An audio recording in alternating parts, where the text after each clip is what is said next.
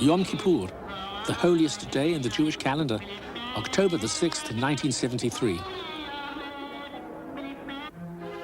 The mood was one of resolute complacency.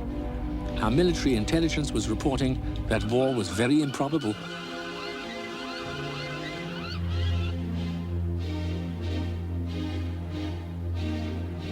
But at the Suez Canal, there were signs of intensive Egyptian preparations. It seemed like the people who got our reports were somewhat indifferent. We saw massive troop movements moving into positions, infantry along the canal. There was also quite heavy movements of semi-trailers moving into a position west of us that appeared to be a missile site. Everything we reported in over the field telephones, the response was always, we've heard that already. If you hear anything relevant, please talk to us. As the solemn day began, there were intelligence reports saying that Egypt and Syria would attack at 6 p.m. that day. David El-Azhar, the Army Chief of Staff, suggested an immediate and full mobilization of reserves and a preemptive strike, but Moshe Dayan, the Minister of Defense, overruled him and authorized only a partial call-up. A few minutes before the shells started falling, we were given very quick warning to go into the shelters that we had. And then, as I remember it now, all hell broke loose. It was like the sky was falling in on us. We were some 21 men altogether facing thousands. Their infantry started crossing the canal. One of our officers managed to sink 4 of them. From the very beginning, the feeling was almost one of hopelessness because we realized how few we were and against how many we had to stand. All of a sudden, we felt that we were actually caught unprepared and something terrible was actually happening.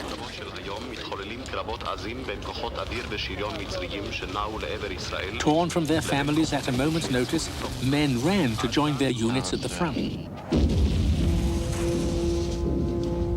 They let us surrender.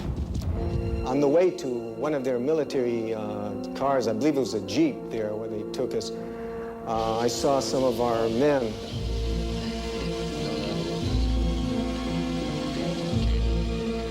They were lying in a pile. The Egyptians had evidently gathered them up.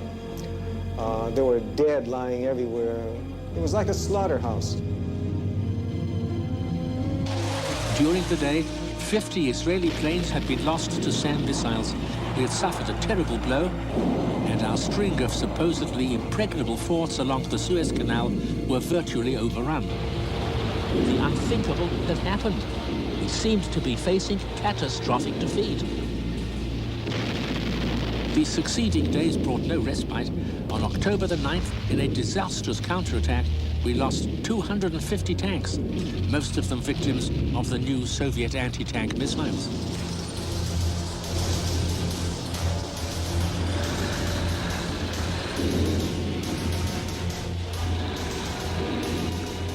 By night, another 20,000 Egyptians had crossed and were 3 miles inland.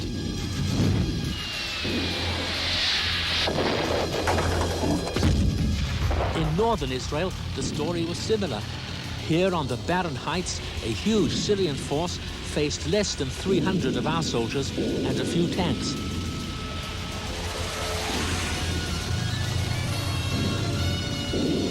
When the Syrians cracked through in 2 sections, all our northern villages and towns lay exposed. On the home front, everyone was trying to help the war effort.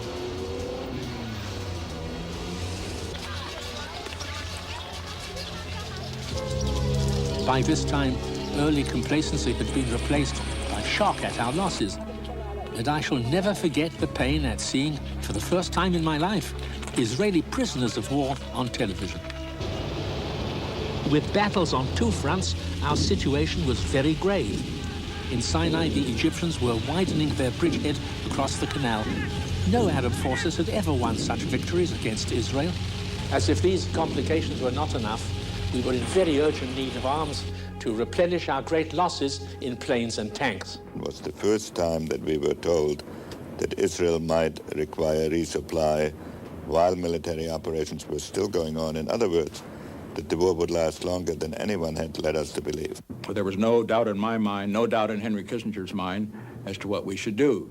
Israel had to be saved. Well, there were some in the Defense Department that thought that we could have the airlift, but do it in such a low-key way. First, they were going to have Israeli planes come in, paint off the Star of David, and have them deliver it. And I said, no way you're going to do that. That isn't going to work. It's going to be found out. So we skipped that one. And finally, I said, it's got to be done by American planes. And I remember that Henry Kissinger, after negotiating with the Defense Department, and said, we have a plan. We will send 3 C-5As. And I said, well, 3 doesn't seem like very many. I said, how many do we have? He said, well, I don't know. I think about 25. I said, send all 25. He said, but the Defense Department people believe that if we send 25, that's more than the traffic will bear politically. And I said, look, I'll take care of the politics. We'll get blamed just as much for 3 as if we send 25. I said, I want you to send everything that can fly. It took us 48 hours.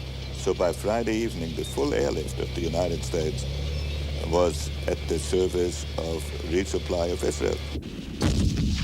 5 days into the war, our condition was better in the north.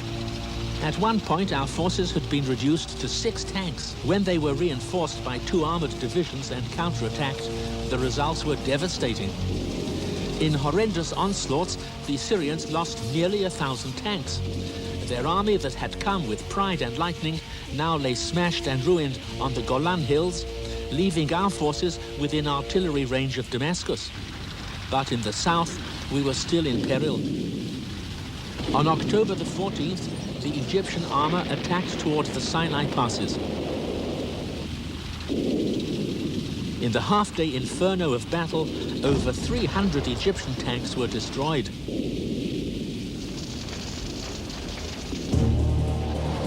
For Israel, the tide was turning.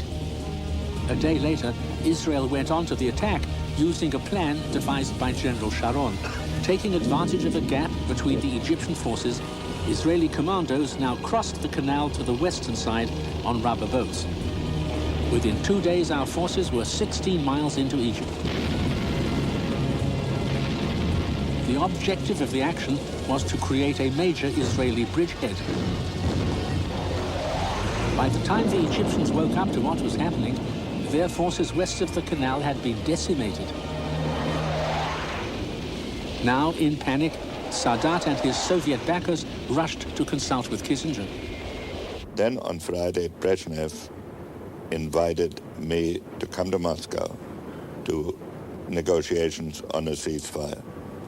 I had told the Israelis all during that last week that the maximum time we would be able to delay would be 48 hours after there was a formal request for a ceasefire, and that they should have their military operations in a shape in which they could implement that judgment. The ceasefire was called for October the 22nd. In the north, Syria had been totally driven out of the Golan Heights. In the south, in spite of the ceasefire call, skirmishes continued till Israel had surrounded the Egyptian Third Army and cut off its supplies. That was when Sadat panicked and asked for a joint United States-Soviet force to police the ceasefire. When Kissinger said no, the Soviet reaction was violent.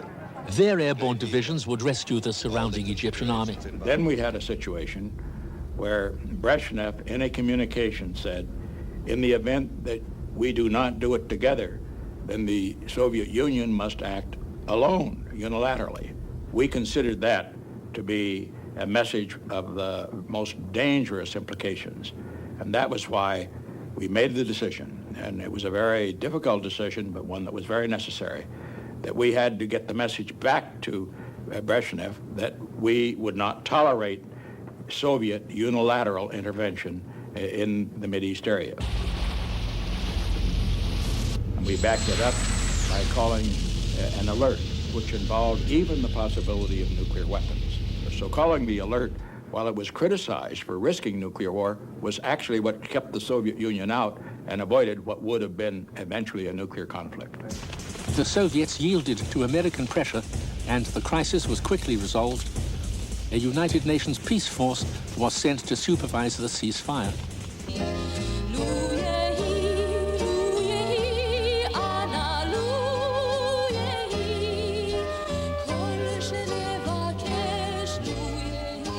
The war had lasted almost 3 weeks. Its effects were to reverberate for years.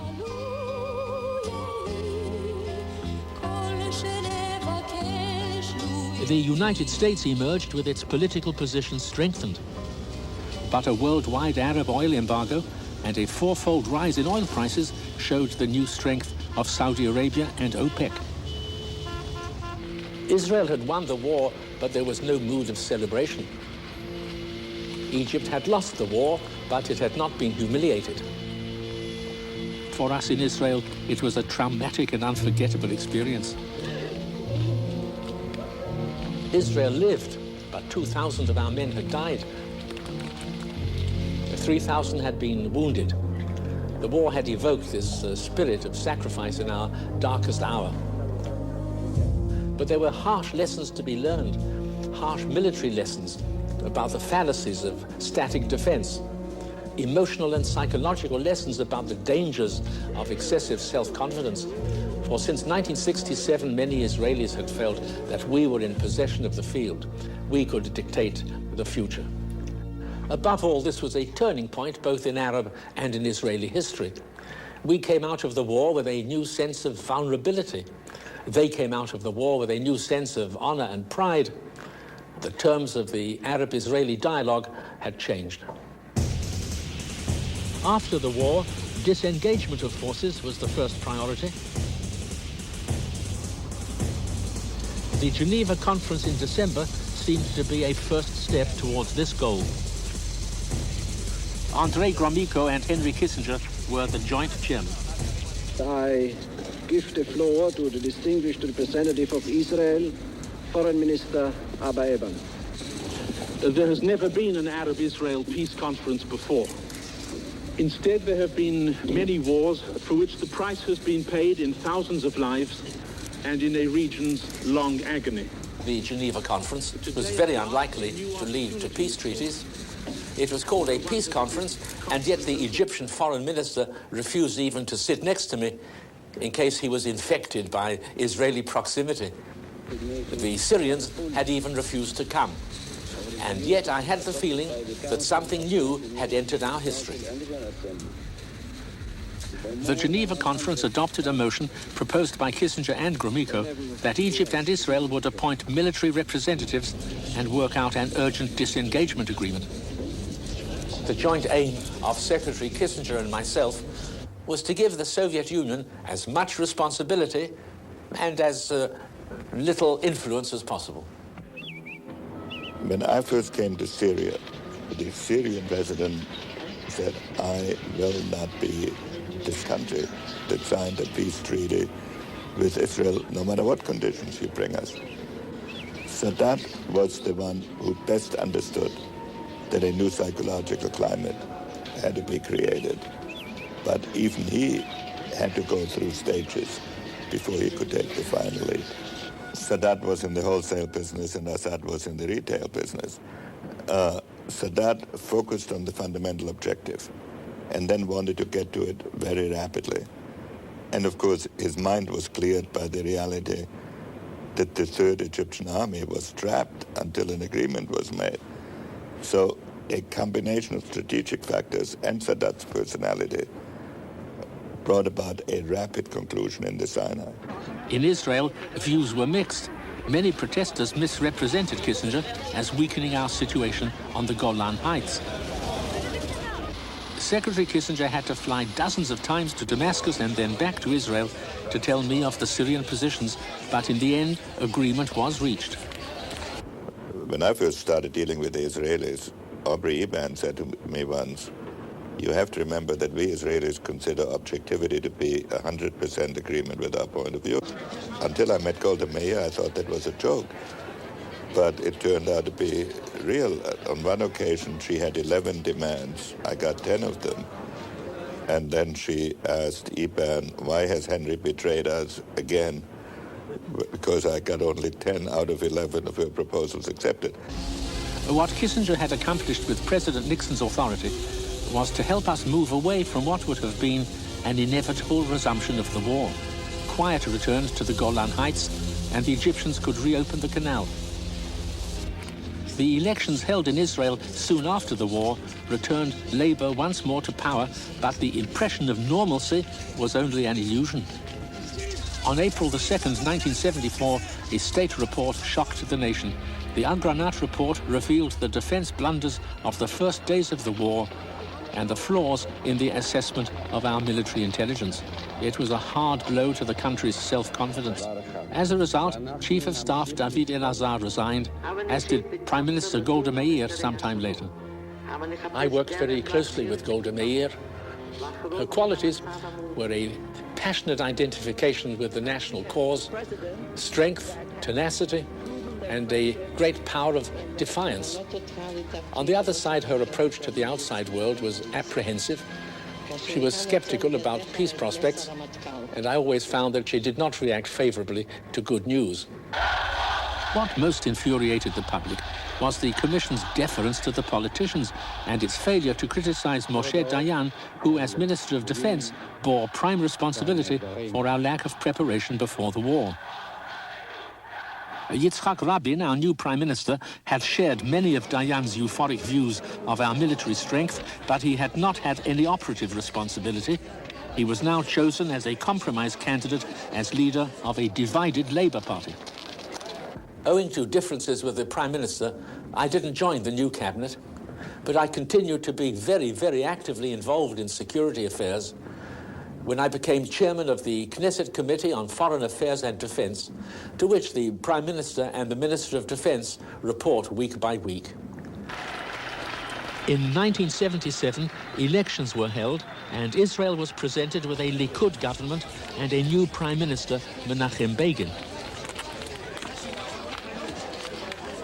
This result marked a revolution in the direction the country was to take in the coming years.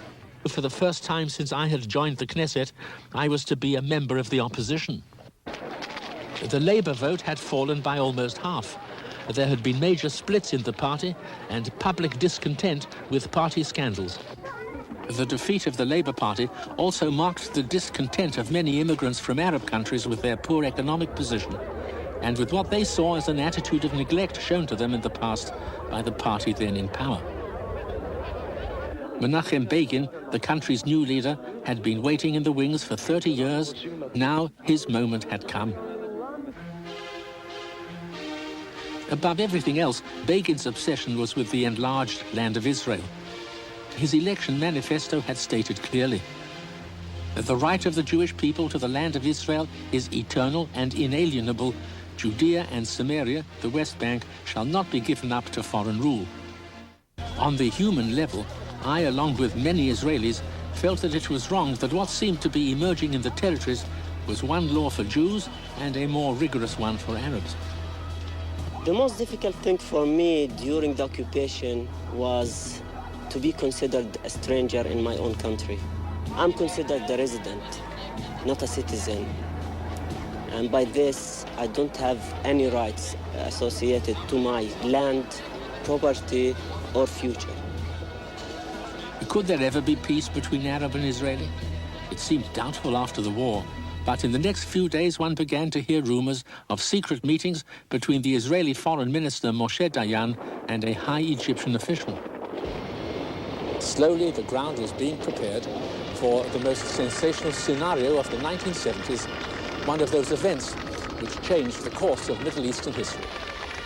In November 1977, President Sadat of Egypt, breaking all precedents and shocking the Arab world, journeyed to Israel and shook the hands of his arch-enemies.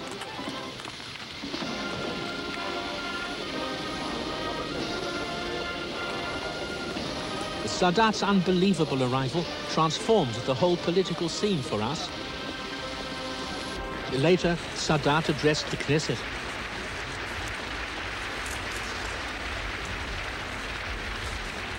We must remove the psychological barriers of suspicion, fear, and rejection that have for so long stood between Israel and its neighbors. Suddenly we felt a new page in history was being written. After lengthy discussions, a final press conference was held in the Jerusalem theater. No more war, no more bloodshed, no more attacks, and collaboration in order to avoid any event which may lead to such tragic developments. Let us agree that whatever happens between us, we should solve it together through talks rather than going to war. In December, Begin and his ministers visited Egypt, and political and military committees were set up to advance the peace process. But the atmosphere was tense. For Egypt, nothing would satisfy it other than our total abandonment of Sinai and a new deal for the Palestinians. Many Israelis believed that too many sacrifices were being asked, too many concessions sought.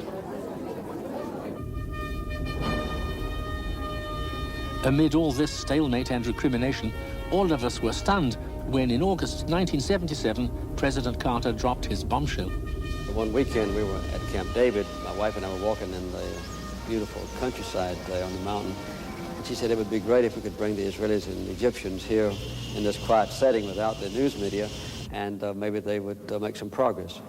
So after consulting with other officials, the Secretary of State and so forth, most of whom discouraged me, I decided to extend the invitation. Here for the first time there was a President of the United States willing to put the presidency really on the line at a hazard in order to attempt a direct personal mediation in an international dispute, something unique, I believe, in the history of the American presidency. The Camp David meetings opened on September the 5th and were to last 13 days. President Sadat made it clear to me that there were two prerequisites on which he would insist. One was that there be a removal of Israeli settlers from Egyptian territory, and the other that there be a comprehensive enough settlement to include the Palestinian issue. This request to give up the Sinai settlements was, of course, one of the major stumbling blocks. Another major issue was the huge airfields that we had built in Sinai. These would have to be abandoned if we wanted a peace treaty. Finally, Israel was called upon to abandon the Sinai oil wells and to find substitute sources. Prime Minister Begin and President Sadat were totally incompatible. After the third day, it was mutually decided that they would not ever see each other again, and I would go back and forth either between them or with their subordinates to try to negotiate differences. And there were times of total despair on the part of both sides. When Prime Minister Begin offered to leave Camp David, and on one occasion when President Sadat actually packed his bags after meeting with Moshe Dayan, who imparted the impression that the Israelis were totally intransigent and would not negotiate any further. And it was only my own visit to President Sadat's cottage that induced him on a personal basis to stay at Camp David. After 13 intense days, agreement was concluded on Sunday, September the 17th. It provides for the full exercise of Egyptian sovereignty over the Sinai. It calls for the full withdrawal of Israeli forces from the Sinai. And after an interim withdrawal, which will be accomplished very quickly, the establishment of normal, peaceful relations between the two countries, including diplomatic relations. Camp David was a framework. It was not the final thing. We had to discuss the actual withdrawal from Sinai. What are the stages, settlements? How are we going to do that? We had to decide on forces by the Egyptians to be kept, yes or no, in Sinai. It became obvious to me as we began our negotiations that Prime Minister Begin and his associates had changed their mind about some of the issues that we had decided at Camp David. And so the situation went downhill. And about 6 months later, in desperation, really, I decided to go to Jerusalem and meet not only with Prime Minister Begin, but also the entire cabinet and even some of the committees in the Knesset. We must make this beginning. We must seize this precious opportunity. The people of the two nations are ready now for peace. When I saw President Carter in the Knesset, even his promise to strengthen economic and military relations with us failed to assuage the prophecies of doom. Instead, the Knesset session ended in arguments with those opposed to the treaty. Days of discussion ended in disagreement. There wasn't any real political courage required to go to Camp David. I didn't have much to lose. But it was a somewhat dangerous thing for me to risk the prestige of the White House to go on this mission, not having any idea what the outcome might be. Eventually, shortly before I left Jerusalem, thinking I was going to fail totally, Prime Minister Begin and I had a breakfast meeting in the King David Hotel, and we reached basically an agreement, for which I was very thankful.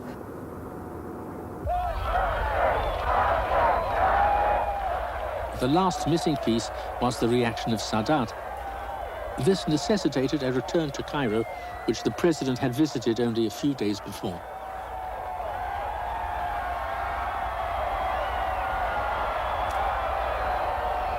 I want to express my deep thanks to President Sadat and to the people of Egypt for a welcome that has been exhilarating to me and which I will never forget. In less than an hour, Sadat agreed about oil, about ambassadors, and about the other difficult points.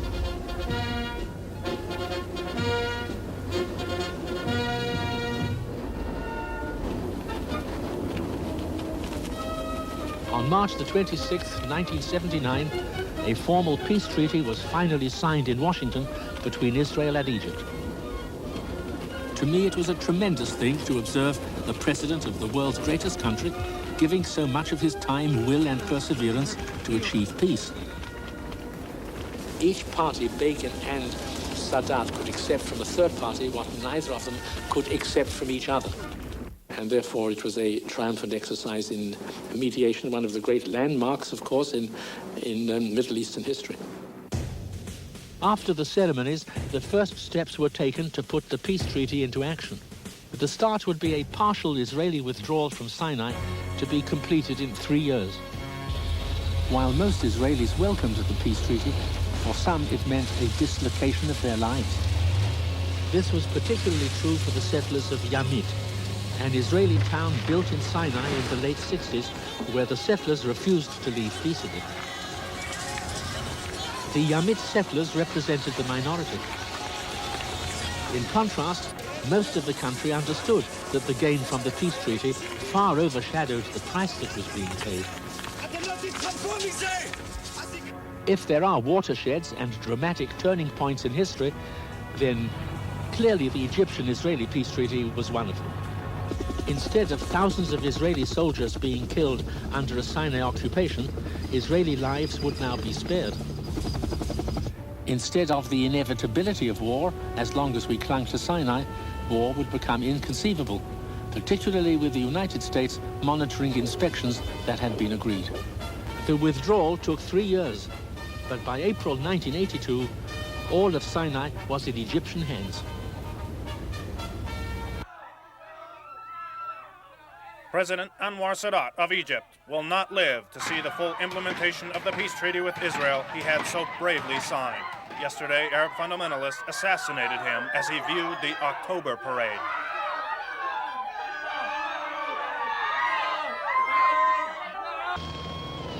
The opposition was the leftist movement, who were against any peace with Israel.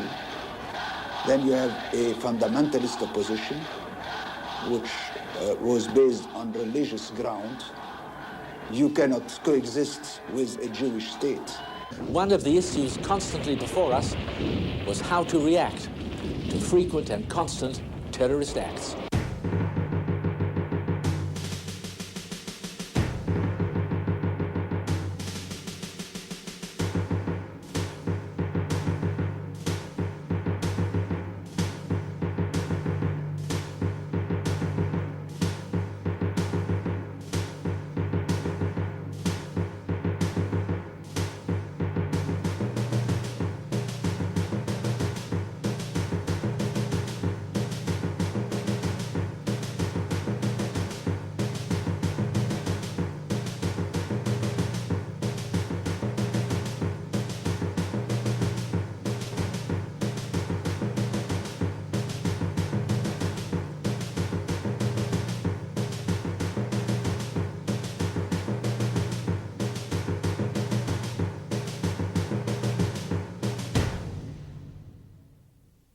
the history of the relations between the Arabs and Israel during the past 40 years, since the establishment of the state, has been a history of violence and atrocities and terrorism from the Arab side. In June 1976, an Air France jet carrying many Jews and Israelis was hijacked by Palestinian gunmen to Entebbe in Uganda. Carrying an elite commando unit, 4 of our aircraft flew secretly to Entebbe to attempt a rescue. There was terrible noise around us, and I think it was 2 or 3 minutes, that's what they say, but it seems to me eternity of shooting over our heads. And somebody among us said, look, there are Israeli soldiers here. There was an Israeli soldier talking very quietly. I came to take you home. If you would say that an angel stood in front of me, with wings, it was just the same. The next moment that I remember was landing, and the door was wide opened, and I saw such a big crowd. It's unbelievable. I think all Israel was at the airport. We've always been threatened by our Arab neighbors to be thrown into the sea. We cannot treat it as an empty threat.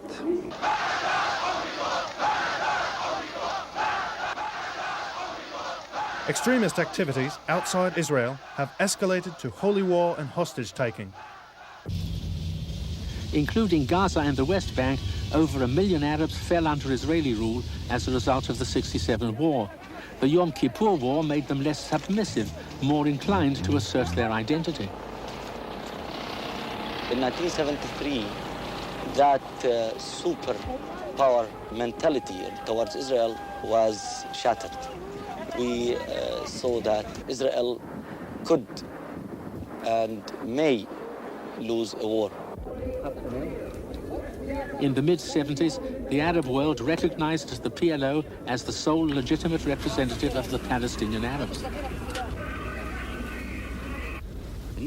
But the major triumph for their leader, Yasser Arafat, came when the United Nations General Assembly proclaimed that Zionism is a form of racism. The United States rises to declare before the General Assembly of the United Nations and before the world that it does not acknowledge, it will not abide by, it will never acquiesce in this infamous act. Mr. President, for us, the Jewish people, this is no more than a piece of paper, and we shall treat it as such. Thank you, Mr. President. It took more than a decade for the United Nations in 1991 to repeal what I had called its most obscene resolution. But looking back, what was very clear at that time was that the entire framework, the whole shape of the dialogue had changed. It was no longer little Israel against the vast, huge, rich Arab world. It was now a powerful, dominant Israel against the poor, dispossessed Palestinians.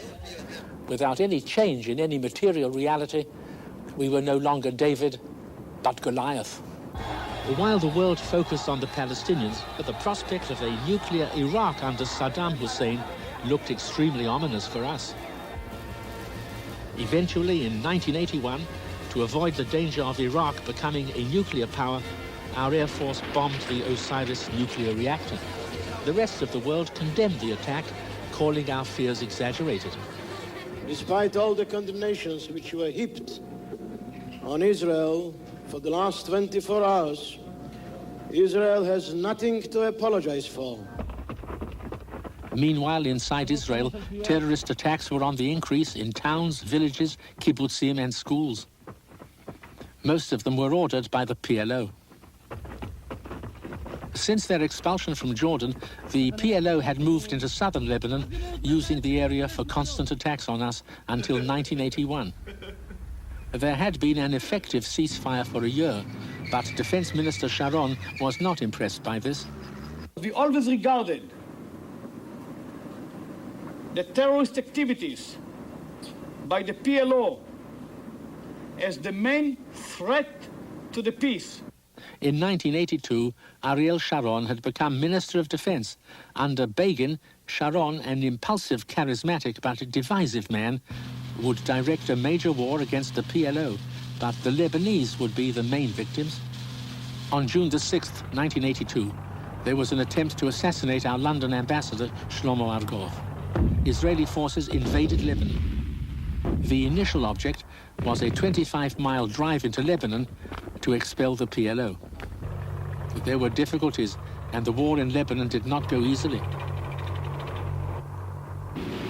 I supported the limited idea of pushing the PLO back from our villages, but with others I began to suspect that Sharon had his own agenda for setting up a Christian Lebanese government, and this was totally different from the limited security aims of the war.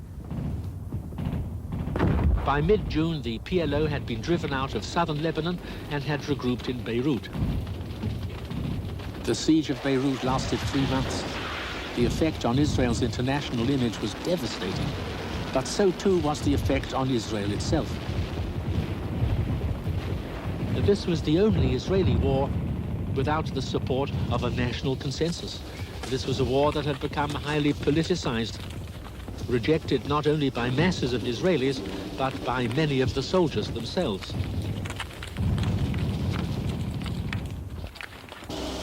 By mid-August, a PLO retreat was negotiated and 14,000 PLO fighters left Beirut.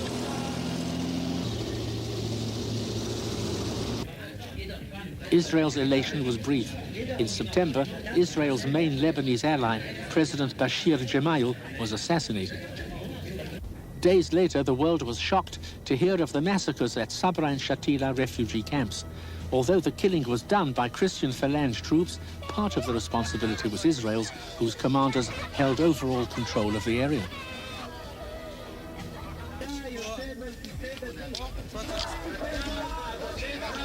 No such explosion of public outrage had ever been seen before in Israel. But as vehement as were the opinions of the peace camp, the passions of Israelis supporting the government's actions was equally strong. No peace treaty was ever effected between Israel and Lebanon. When the Israeli forces left, what remained as before was chaos and anarchy, bloodshed and civil war.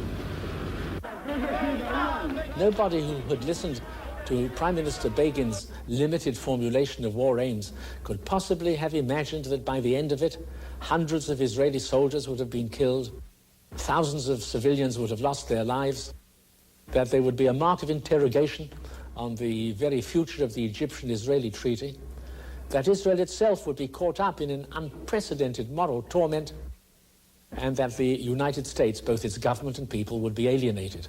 The fact that Jordan and the Palestinians rejected participation in the Camp David Accords, in my opinion, was a very serious mistake for the Palestinian community and for the Arab world. The PLO was impossible. And I don't know any Israeli that was ready at the time to start with the PLO end. So we have had to start with the Jordanian end. I knew that the Jordanian king is serious and willing to make peace. I knew also that we are going to bring an end to the war in Lebanon, which will greatly improve our relations with Egypt and create a chance to renew our contacts with the king. And that's what really happened. We have found a readiness on the part of the Hashemite kingdom to take over in balance and together the Jordanian-Palestinian problem and to handle it properly. Namely, to refer to the autonomy on the West Bank, as it was mentioned in Camp David, to settle the outstanding issues between Jordan and ourselves, and to do it under the leadership of the king. The king felt at that time certain that he can lead such a drive. And he was ready to do so. The condition was that this will not be neither a Jordanian document nor an Israeli document, but this will emerge or appear as an American document. The Americans were all the time in the picture. Not only did they agree to do so, but they have encouraged both sides to reach an agreement. When it was finalized, the Secretary of State of the United States, Mr. Schultz, supposed to arrive at the region, handing over this agreement or this suggestion as an American proposal. On the last minute, Mr. Shamir, who was in the know, who was informed about every move, contrary to all the stories, who knew about the document, who read it, sent over Mr. Arns, who was the minister in his cabinet, without my knowledge, to Schulz, and told him in so many words that his arrival to Israel will be considered as an intervention in the domestic affairs of our country. And so he canceled his visit to Israel, and a great opportunity was lost. I think we wouldn't have the Intifada. I think we would have an earlier peace. I think that today the whole position would be totally different. The one question that would not go away: how to deal with Palestinian nationalism. The Intifada, the Palestinian uprising, which broke out in December 1987, was an attempt by Palestinians to bring change from within. The magic of the Intifada was that people managed to create hope out of desperation. And that's how the Intifada started giving Palestinians the feeling of regained dignity, pride, and started feeling as equals and people who can stand, talk, and negotiate. For the first time after the Intifada started, I started seeing people with smiles on their faces and doing the victory sign, you know. This was only one side of the Intifada. There was another side which united all Israelis in angry resistance. In mid-1989, 16 people died when an Arab forced a bus into a ravine near Jerusalem. This horrific action and 1,000 other incidents, including stabbing, car bombings, and arson, was changing the whole of the Israeli climate. In recent times, over an 18-month period, and in addition to the Intifada uprising, Israelis have had to endure terrorist attacks against civilians, including more than 2,000 bombs and Molotov cocktails, nearly 100 stabbings, and about 1,000 cases of arson, all the work of Arab activists. Israelis regarded the Intifada as a threat, not to the existence of our state, but to Israelis as individuals. For years, Israel had always managed to accommodate the differences between the secular Jews and the religious Jews. Now, suddenly, the religious parties held the pivotal votes, and they were able to exert an influence disproportionate to their modest size. But what they wanted to do was to impose religious norms on an Israeli society by legislation, against the wishes of the majority. But what could not be gained by law was sought increasingly by intimidation. There were attacks by the extreme Orthodox on archaeologists whose work was seen as disrespect of the dead. It isn't simply a question of the degree to which Israel should be religious or by whom that should be determined. It's a question of basic human rights. It's a question of Israel's very capacity to present itself to the world and to itself as a humanistic Jewish democracy. Under Begin's lead, the die was cast. West Bank settlement would grow and be encouraged, despite inevitable conflict with the rest of the world. But part of the fervor came from Likud, part from new minority movements like Gush Emunim, the Bloc of the Faithful. For Gush Emunim, for us, the main thrust behind settling the land of Israel was the fact that it was promised to us in the Bible, whether or not it gave security to the state of Israel, whether or not it provided us with a feeling of comfort, was something that was very secondary.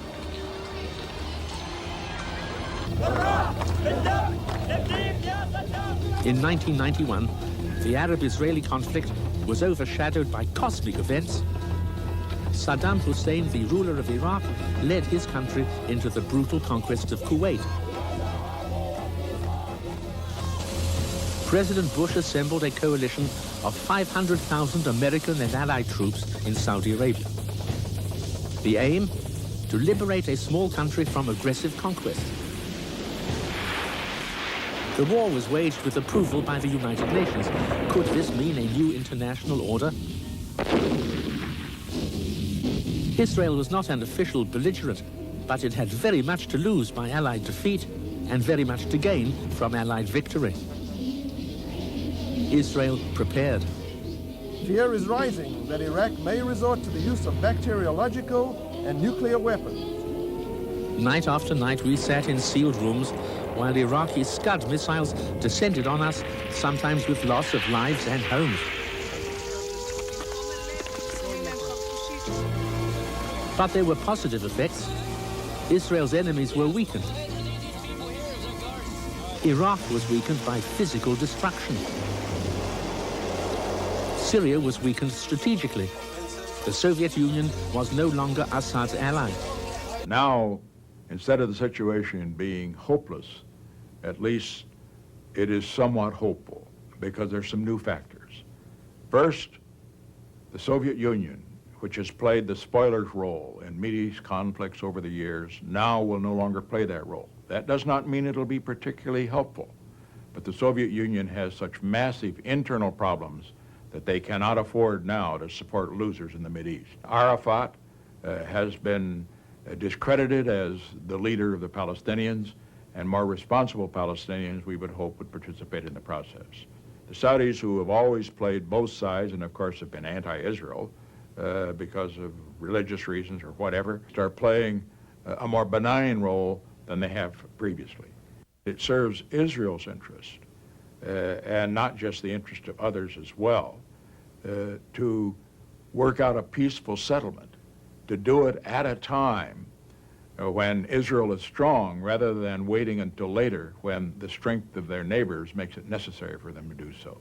The state of Israel is one of the miracles of our time. I remember the excitement when it was founded in 1948, and I remember well my visits there. Who can fail to be impressed, amazed even, by all that has been accomplished? And I'm proud of the peace process, launched in Madrid in October of 1991. In the aftermath of the Gulf War, we saw an opportunity and we seized it. And now, for the first time, Israel is meeting face to face with all of its Arab neighbors. We seek peace, real peace. And by real peace, I mean treaties, security, diplomatic relations, economic relations. When I look out at the world, Israel stands at the front of the line of our real friends. This is a strong, dynamic, productive relationship. And as I said at Kennebunkport with Prime Minister Rabin standing by my side, a relationship built to endure. We had a very good meeting. I was immensely interested in having the opportunity to meet with the Prime Minister and to ask questions and to listen. I did reassure him on some important points that I would like to restate. First of all, that I am fully committed to maintaining the important relationship we have with Israel. And I understand the continuing strategic importance of Israel to the United States and our commitment to the continuing security interests of Israel.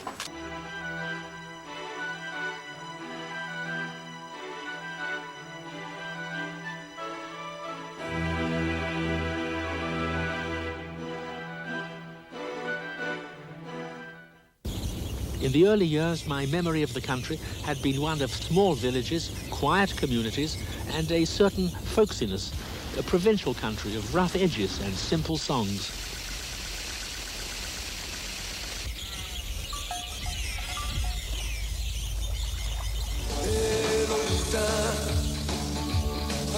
By the early 80s, modernity had arrived in fury.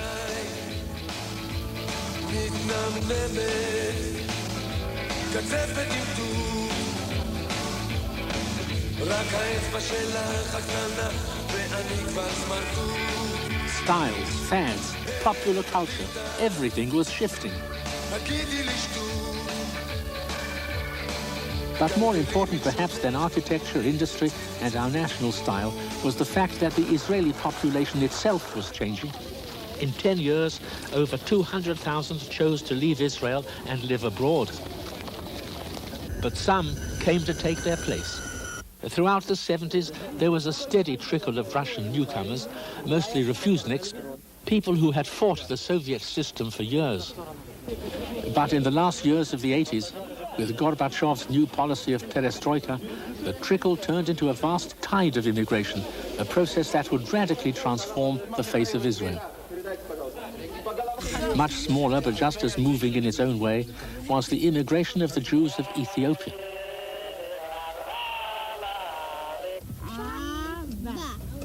A few had come to Israel in the 60s.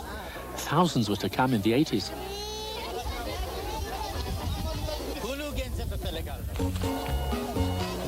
But nothing was to match the 24 hours in May 1991 when 14,000 Ethiopian Jews fleeing the civil war arrived in Israel in one day.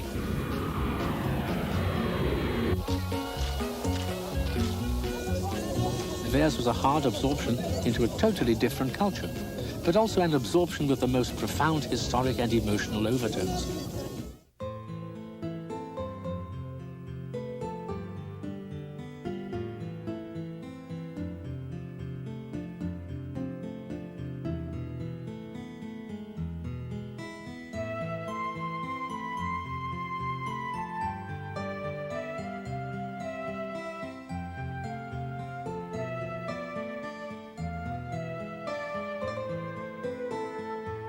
I was born 70 years ago in Jerusalem.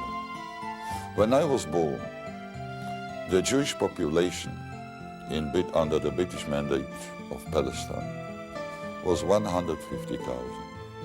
Today, we have a strong state, 4 million Jews, 1 million Israeli citizens that are not Jewish.